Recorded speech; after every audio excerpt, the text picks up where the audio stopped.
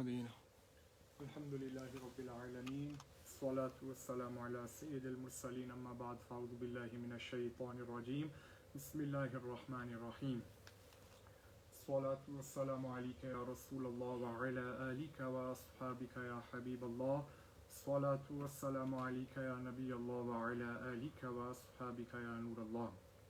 الحمدللہ رب العالمین۔ اولاً تو اللہ پاک کا شکر ادا کیا جائے کہ اللہ پاک نے ہمیں زندگی میں یہ دوبارہ توفیق عطا فرمائی کہ ہم علم دین سیکھ سکیں، اسے سیکھ کر اس کے اوپر عمل کر سکیں اور اسے آگے دوسروں تک پہنچا سکیں۔ محترم سامعین، یاد رکھا جائے اور اس بات کو بہت ہی زیادہ توجہ دی جائے کہ اعمال کا دار و مدار نیتوں پر ہے۔ بندہ مومن جتنی نیتیں زیادہ کرے گا اتنا ہی اسے اجر و ثواب بھی زیادہ ملے گا۔ اسی کے ساتھ حضور نبی پاک صلی اللہ علیہ وسلم کا فرمان عالی شان ہے کہ جو بندہ مومن عشق و محبت کے ساتھ مجھ پر ہر روز 1000 مرتبہ درود پاک پڑھے گا، وہ تب تک نہیں مرے گا جب تک وہ جنت میں اپنا مقام یا محل نہ دیکھ لے۔ صلو علی الحبیب صلی اللہ تعالی علی محمد صلی اللہ علیہ وسلم۔ آپ دیکھیے کہ کتنی پیاری درود پاک کی بشارت ہے کہ کسی کو دیکھ لینا، کسی چیز کو دیکھ لینا، یہ اس کے وجود کے اوپر دلالت کرتی ہے۔ جب بندہ مومن اپنا مقام دیکھے گا تو اس کا مطلب یہ ہے، اپنا محل دیکھے گا اس کا مطلب یہ ہے کہ وہ چیز اسی کے لیے جنت میں تیار کی گئی ہے۔ اب اس کے لیے ہے تو اللہ کی رحمت کے ساتھ وہ ضرور اس میں داخل ہوگا اور اسے دیکھے گا بھی۔ تو درود پاک کی کثرت کو اپنا معمول بنا لیجئے، انشاءاللہ عز و جل اس کے ساتھ اللہ پاک کی رحمت کے صدقے انسان کا، بندہ مومن کا جنت میں ضرور داخلہ ہوگا۔ آئیے ہم اپنی سیریز کو آگے لے کے چلتے ہیں۔ آج ہم سورۃ الاخلاص، یہ قرآن پاک کی بہت ہی مشہور سورہ مبارکہ ہے اور اس مبارک امت کے اندر اگر مبالغہ نہ کیا جائے تو تقریباً سارے ہی مسلمانوں کو یہ عموماً یاد ہوتی ہے۔ ابھی سورہ مبارکہ کی بہت ساری برکتیں ہیں، فضیلتیں ہیں اور یہ ایک بہت ہی شان و شوکت والی سورہ مبارکہ ہے کہ آپ دیکھیے محترم سامعین، یہ سورہ مبارکہ جو ہے اس کے فضائل بھی بے شمار ہیں، اس کا ثواب بھی بہت زیادہ ہے اور اس کے پڑھنے والے کے لیے بشارتیں بھی بہت زیادہ ہیں۔ اب آئیے ہم اس کے مقام نزول اور اس کی مختصر سی تفسیر کی طرف چلتے ہیں کہ علماء کرام بیان کرتے ہیں کہ مقام نزول کے حوالے سے کہ کیا سورہ اخلاص مکہ شریف میں نازل ہوئی یا یہ مدینہ شریف میں نازل ہوئی، اس کے حوالے سے علماء کرام کے درمیان میں اختلاف پایا جاتا ہے کہ کما حق یہ معلوم نہیں ہے کہ یہ سورہ مبارکہ کس مقدس زمین کے اوپر نازل ہوئی، اور یہ بہت لمبی سورہ مبارکہ نہیں ہے، اس کے اندر صرف 4 آیات کریمہ ہیں اور اس سورہ مبارکہ کے بے شمار نام بھی ہیں، 20 سے زائد مبارک نام ذکر کیے گئے ہیں، لیکن 4 مشہور زمانہ نام وہ میں آپ کے سامنے ذکر کیے دیتا ہوں۔ اس سورہ مبارکہ میں اللہ پاک کی خالص توحید بیان کی جاتی ہے، اللہ پاک کے ایک ہونے کے حوالے سے بات کی جاتی ہے، اس کی مناسبت سے اسے سورہ اخلاص کہا جاتا ہے۔ اسی طرح اس سورہ مبارکہ کے اندر بتایا جاتا ہے کہ اللہ پاک ہر عیب، ہر نقص سے پاک ہے، وہ ہر بری چیز سے پاک ہے اور اس کی مناسبت کی وجہ سے اسے سورہ تنزیہ کہا جاتا ہے۔ اسی طرح اس سورہ مبارکہ کے اندر یہ بتایا جاتا ہے جس نے اس سورت سے تعلق رکھا وہ غیروں سے الگ ہو جائے گا، اس کی وجہ سے اسے سورہ تجرید کہا جاتا ہے، اور آخر میں جو اس سورت کو پڑھے گا، اسے یاد رکھے گا، اس کی کثرت کرے گا، وہ جہنم سے نجات پالے گا، اس کی مناسبت سے اسے سورہ نجات بھی کہا جاتا ہے۔ یہ سورہ مبارکہ محترم سامعین بہت ہی برکتوں والی ہے اور اس کے حوالے سے بے شمار فضیلتیں، بے شمار بشارات جو ہیں وہ بھی مومنین کو دی جاتی ہیں، بلکہ حضور نبی پاک صلی اللہ علیہ وسلم کا فرمان ہے کہ حضرت ابو سعید خدری رضی اللہ تعالیٰ عنہ سے روایت ہے کہ سرکار دو عالم صلی اللہ علیہ وسلم نے صحابہ کرام رضوان اللہ تعالیٰ علیہ سے سوال کیا کہ تم میں سے کون اس چیز کی طاقت رکھتا ہے کہ وہ رات کو 1/3 قرآن کی تلاوت کر لے؟ تو صحابہ کرام رضوان اللہ تعالیٰ علیہ نے عرض کی کہ یا رسول اللہ صلی اللہ علیہ وسلم، اس کی طاقت ہم میں سے کون رکھتا ہے؟ مطلب کہ اس کی طاقت ہم نہیں رکھتے، تو رسول پاک صلی اللہ علیہ وسلم نے ارشاد فرمایا سورہ اخلاص 1/3 قرآن کے برابر ہے۔ آپ دیکھیے یہ سورہ مبارکہ کی تلاوت کرنا، اس کا اجر و ثواب 1/3 قرآن پاک کے برابر ہے۔ اسی طرح حضرت عائشہ صدیقہ رضی اللہ تعالی عنہا سے مروی ہے کہ رسول پاک صلی اللہ علیہ وسلم نے ایک شخص کو ایک لشکر کے ساتھ بھیجا۔ اب وہ شخص جو ہے جب بھی لشکر کے اندر نماز پڑھایا کرتا تھا، نماز کی امامت کیا کرتا تھا، تو وہ سورہ فاتحہ کے بعد ایک سورت ملا کر پھر سورہ اخلاص کی تلاوت کیا کرتا تھا۔ تو جب یہ سارے صحابہ کرام رضوان اللہ تعالی علیہ واپس تشریف لائے تو انہوں نے حضور کی بارگاہ میں عرض کی کہ یہ شخص جو ہے اس طرح کا عمل کیا کرتا تھا، اس طرح کا عمل کرتا ہے کہ سورہ فاتحہ کے بعد تلاوت سورہ مبارکہ کی کر کے وہ سورہ اخلاص کی بھی تلاوت کرتا ہے۔ تو رسول پاک صلی اللہ علیہ وسلم نے ارشاد فرمایا کہ اس سے پوچھئے، اس سے پوچھیں کہ وہ یہ عمل کیوں کرتا ہے۔ تو جب اس سے پوچھا گیا تو انہوں نے بھی فرمایا کہ میں سورہ رحمان کی صفت والی سورہ مبارکہ کو، یہ وہ سورہ مبارکہ ہے جس کے اندر اللہ پاک کی ذات و صفات کا بیان ہے، میں اس کی محبت کی وجہ سے اس کی کثرت تلاوت کیا کرتا ہوں۔ تو جب یہ رسول پاک صلی اللہ علیہ وسلم کو بتایا گیا تو رسول پاک صلی اللہ علیہ وسلم نے ارشاد فرمایا اسے بتا دو کہ اللہ پاک اس کے ساتھ محبت کرتا ہے۔ سبحان اللہ۔ محترم سامعین، قرآن پاک کی تلاوت تو یقیناً اس کی بے شمار برکتیں ہیں، لیکن بالخصوص اس سورہ مبارکہ کی تلاوت، اس سورہ مبارکہ سے محبت کا مطلب کیا ہے؟ یعنی عبد کی محبت جو ہے وہ اس سورہ مبارکہ کے ساتھ ہے، تو معبود کی محبت جو ہے وہ اس عابد کے ساتھ ہے۔ تو آپ دیکھیے اس سورہ مبارکہ کے ساتھ محبت کا ایک مطلب یہ ہے کہ رب تعالیٰ بھی اس بندہ مومن کے ساتھ محبت کرتا ہے۔ تو آپ بھی اس سورہ مبارکہ کی اور کثرت کے ساتھ تلاوت کیجئے اور اس کی برکتیں پائیے۔ اسی کے ساتھ حضرت انس رضی اللہ تعالیٰ عنہ سے روایت ہے کہ سرکار دو عالم صلی اللہ علیہ وسلم نے ایک شخص کے حوالے سے فرمایا جو اس سورہ مبارکہ سے محبت کرتا ہے اسے جنت میں داخل کر دیا جائے گا۔ اب آپ دیکھیے قرآن پاک سارے کا سارا جو ہے وہ برکتوں والا ہے، وہ راحتوں والا ہے، وہ چین و سکون والا ہے، اس کی تلاوت، اس سے محبت جنت میں داخلے کا سبب ہے۔ لیکن بالخصوص یہ پیاری، یہ مبارک اور یہ بہت اچھی سورہ مبارکہ جو ہے، جو اتنی لمبی نہیں ہے، جو عموماً ہر کسی کو یاد ہوتی ہے، اس سے محبت کرنا، اس کی تلاوت کرنا انسان کو جنت میں داخل کر دے گی۔ اب اسی کے ساتھ اس کے فضائل بیان کیے جا رہے ہیں، تو میں آپ کے سامنے ایک اور بہت ہی اس کا بڑا فائدہ جو ہے وہ بیان کرتا چلوں کہ آپ دیکھیے عموماً معاشرے کے اندر ایک پرابلم پائی جاتی ہے، ایک پریشانی پائی جاتی ہے۔ عموماً لوگ سوال کرتے ہیں یار بڑی تنگ دستی ہے، یار مالی حالات ٹھیک نہیں، یار یہ پرابلم ہے، خرچے پورے نہیں ہوتے، بل پورے نہیں ہوتے، یار کیا کیا جائے، اپنی انکم کو کیسے بڑھایا جائے، اس کے اندر برکت کس طرح ہے، یار بہت پریشانی ہے۔ تو آپ دیکھیے حضور صلی اللہ علیہ وسلم کا ارشاد گرامی ہے کہ جو بندہ مومن گھر کے اندر جب داخل ہو تو پہلے گھر والوں کو سلام کرے، اور اگر وہ نہیں ہے تو حضور پاک صلی اللہ علیہ وسلم کو سلام کرے، پھر وہ سورہ اخلاص کی تلاوت کرے، تو اس شخص سے فقر و فقر جو ہے اسے دور کر دیا جائے گا، بلکہ اس کی برکت سے اس کے ہمسائیں سے بھی فقر جو ہے اسے دور کر دیا جائے گا۔ اس سے بڑا وظیفہ اور ہمیں کیا چاہیے؟ عموماً ہم وظیفے تو پوچھتے ہیں، انہیں سن بھی لیتے ہیں، لیکن ان کے اوپر عمل نہیں کرتے۔ تو محترم سامعین، کتنا بڑا وظیفہ جو کہ حضور پاک صلی اللہ علیہ وسلم نے ہمیں خود بتایا اور ہمیں خود اس کی تعلیم دی کہ جب بھی گھر کے اندر داخل ہو سلام کر کے اس سورہ مبارکہ کی تلاوت کر لیا کرو، رزق کے اندر برکت ہوگی۔ صلو علی الحبیب صلی اللہ تعالی علی محمد صلی اللہ علیہ وسلم۔ اب محترم سامعین، یہ سورہ مبارکہ جو ہے اس کا شان نزول کیا ہے؟ ویسے تو قرآن پاک فرقان حمید جو ہے اس کی ہر ایک آیت مبارکہ، ہر ایک لفظ، ہر ایک حرف کے پیچھے ایک وجہ ہے کہ اسے کیوں چنا گیا۔ اس کی مبارک وجہ جو ہے علماء کرام یہ بیان کرتے ہیں کہ سورہ اخلاص جو ہے یہ اسلام کے اوائل دنوں کے اندر نازل ہوئی تھی،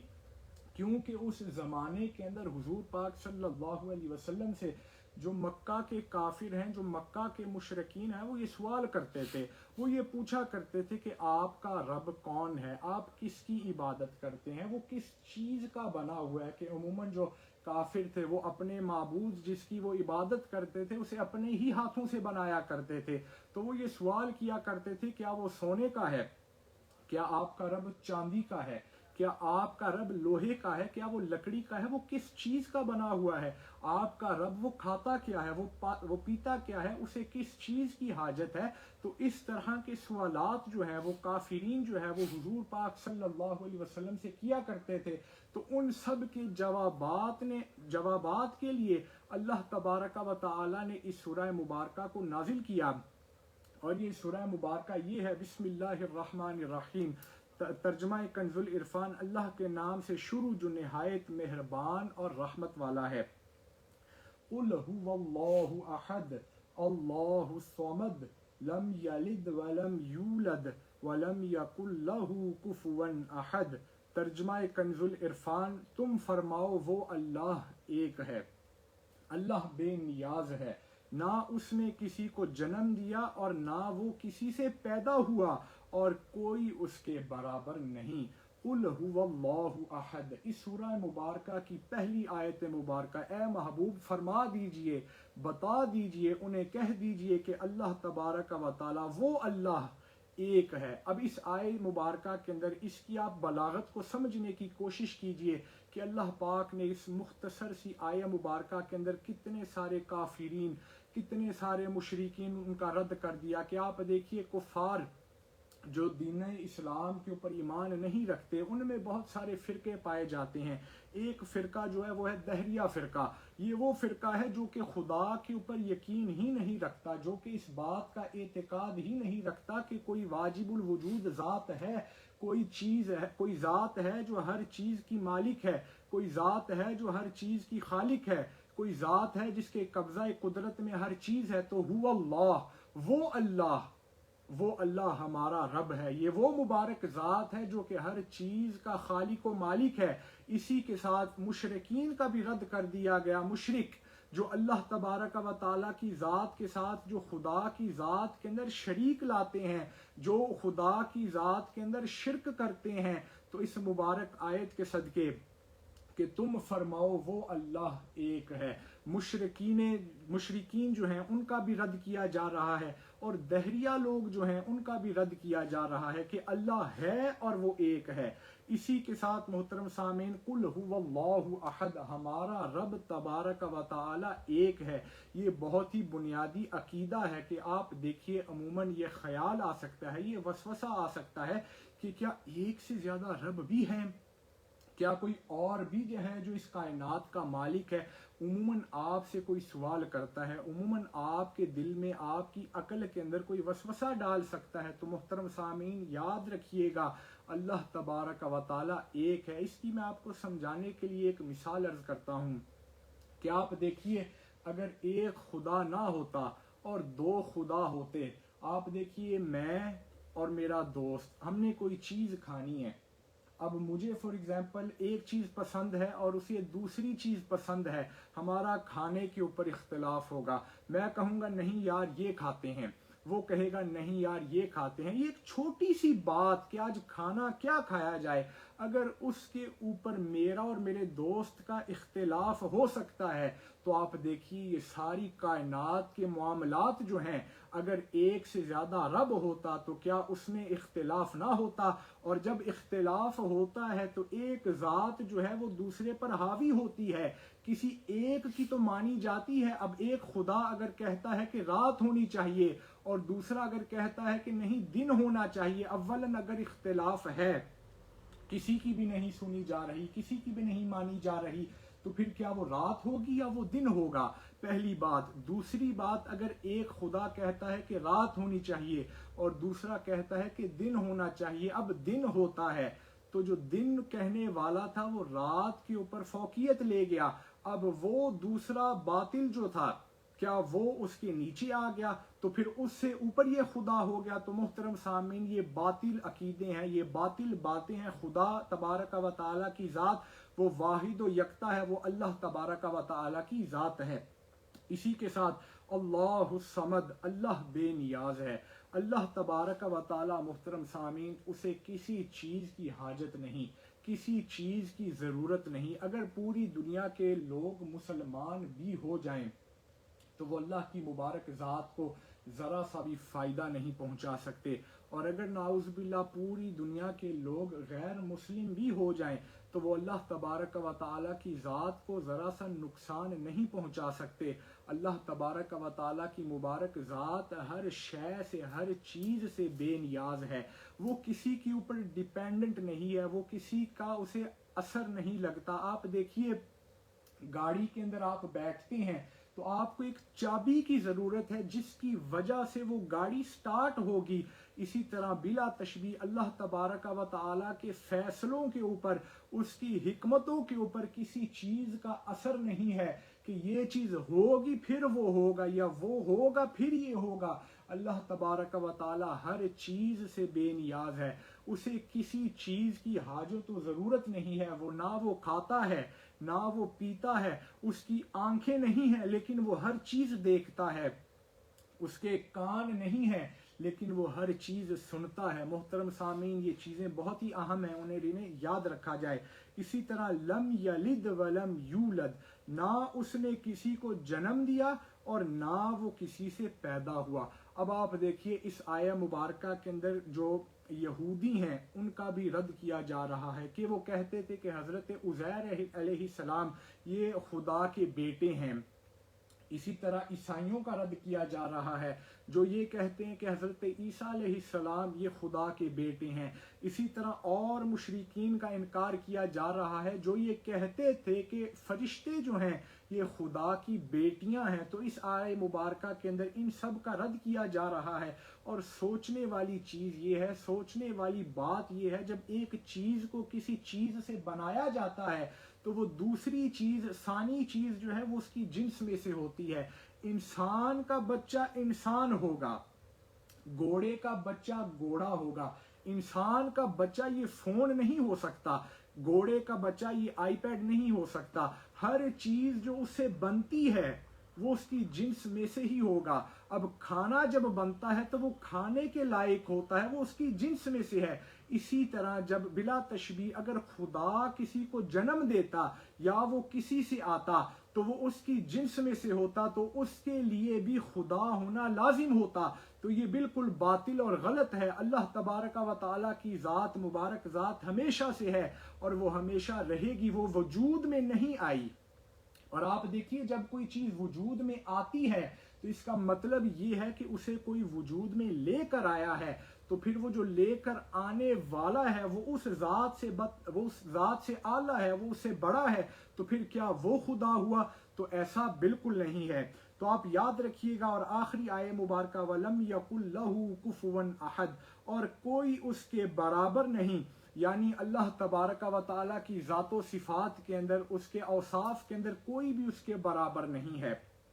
اللہ تبارک و تعالیٰ ہمیشہ سے ہے اور وہ ہمیشہ رہے گا۔ اس کی مبارک ذات قدیم ہے، وہ حادث نہیں ہے۔ ہم سب حادث ہیں، یعنی ہم سب وجود میں آئے، وہ ہمیشہ سے وجود میں تھا۔ وہ اس کی ذات واجب الوجود ہے، اس کا ہونا واجب ہے اور نہ ہونا محال ہے کہ خدا تبارک و تعالی اور اس کی صفات جو ہیں یہ ہمیشہ سے تھیں اور یہ ہمیشہ تک رہیں گی۔ یہ یاد رکھا جائے، اللہ تبارک و تعالی پیدا نہیں ہوا تھا۔ ہم کیونکہ انسان ہیں، ہماری عقول جو ہیں یہ محدود ہے۔ انسان ابھی تک دنیا کی حقیقتوں سے واقف نہ ہو سکا تو وہ خدا کی حقیقت سے کیسے واقف ہو سکتا ہے؟ بلکہ حضور نبی پاک صلی اللہ علیہ وسلم نے بھی اس بات سے منع فرمایا ہے کہ اللہ تبارک و تعالی خدا کی ذات کے حوالے سے تفکر نہ کرو، خدا کی ذات کے حوالے سے مت سوچو۔ تو محترم سامعین، ہمیں بھی خدا کی ذات کے حوالے سے تفکر نہیں کرنا بلکہ خدا کی صفات کے حوالے سے آپ سوچیں کہ اللہ تبارک و تعالی ہر چیز کو دیکھنے والا ہے، وہ ہمارے ہر حال سے، ہماری ہر سوچ سے، ہمارے ہر خیال سے واقف ہے۔ اللہ پاک ہر چیز کو سننے والا ہے، وہ ہمارے دل کے چھوٹے سے چھوٹے خیال سے بھی واقف ہے، جسے صرف ہم سنتے ہیں، ہمارے ساتھ والا نہیں سن سکتا، وہ اسے بھی سنتا ہے۔ اللہ پاک ہر شے کے اوپر، ہر چیز کے اوپر قادر ہے، وہ ہمارے ہر ایک عمل سے، ہماری ہر ایک حالت سے، ہمارے ہر ایک فیصلے سے جو ہے وہ واقف ہے۔ تو اس بات کو فوقیت دی جائے، اس بات کو یاد رکھا جائے اور اللہ کی ذات کے حوالے سے مت سوچا جائے۔ اور یہ بات بھی یاد رکھنا بہت ضروری ہے کہ یہ سورہ مبارکہ محترم سامعین، اس کی برکتیں جو ہیں یہ یقیناً ختم نہیں ہوتی، اور اس کے اندر عقیدہ اسلام جو ہے، جو مسلمان کا عقیدہ ہے، اسے بیان کیا گیا ہے کہ انسان جو ہے وہ دنیا میں آیا تو وہ رب کی عبادت کرنے کے لیے آیا، وہ جس خدا کے اوپر ایمان لایا، وہ جس خدا کی وہ عبادت کرتا ہے، اس کے اوصاف کیا ہیں، اس کی حقیقت کیا ہے۔ تو اس بات کو ملحوظ خاطر رکھا جائے، یاد رکھا جائے کہ اللہ پاک ہے اور وہ ایک ہے، وہ ہر چیز سے بے نیاز ہے، اسے کسی چیز کی حاجت نہیں، وہ کسی سے پیدا نہ ہوا اور اس نے کسی کو پیدا نہ کیا، اور اس کے برابر بھی کوئی نہیں ہے۔ اب یہاں پر تھوڑی سی ایک بات واضح کرتا چلوں کہ ہم اہل سنت والجماع مسلمان جو ہیں، اب آپ دیکھیے حضور نبی پاک صلی اللہ علیہ وسلم، قرآن کا درس آپ دیکھیے کہ اللہ ایک ہے، آخری آیت مبارکہ ہے کہ کوئی اس کے برابر نہیں، اور ہم بھی یہی کہتے ہیں کہ اللہ تبارک و تعالیٰ کے کوئی برابر نہیں۔ حضور نبی پاک صلی اللہ علیہ وسلم اللہ پاک کے خاص بندے ہیں، جیسا کہ اعلیٰ حضرت امام اہل سنت نے فرمایا، سرور کہوں کہ مالک و مولا کہوں تجھے، باغ خلیل کا گل زیبا کہوں تجھے۔ اور یہ آخری نقطہ جو ہے، یہ مقطع جسے سمجھ آ گیا اسے عقیدہ اہل سنت بھی سمجھ آ جائے گا کہ آخر رضا نے ختم سخن اس پہ کر دیا کہ خالق کا بندہ اور خلق کا آقا کہوں تجھے۔ تو یہ بات سمجھنے والی ہے، ہم رسول پاک صلی اللہ علیہ وسلم کو خدا کے برابر نہیں لاتے۔ اللہ تبارک و تعالی ہمیشہ سے تھا، ہمیشہ ہے اور ہمیشہ رہے گا، بلکہ اس نے محبوب کو بنایا۔ اللہ تبارک و تعالی کا علم جو ہے وہ ذاتی ہے، وہ اس کا اپنا ہے، کسی نے اس کو نہیں دیا، اور حضور کا علم جو ہے وہ اللہ نے ان کو دیا۔ اللہ تبارک و تعالی کے پاس ہر ایک چیز کا اختیار ہے، اور حضور کو جو اختیارات ہیں وہ اللہ تبارک و تعالی نے دیے۔